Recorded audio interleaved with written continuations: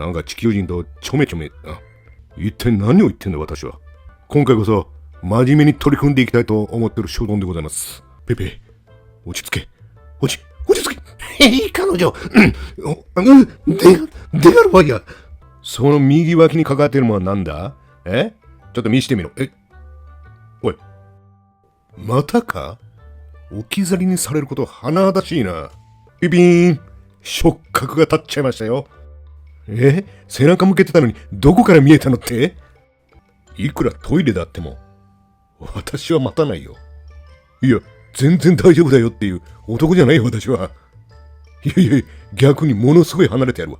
いや、わかんねえ。一切さら一切わかんねえ。なんで怒ってんねん。なんだよ、うっせえよ。それは知らんわ。知らんわってどういうことだよ。超冷てえ大阪人じゃねえか。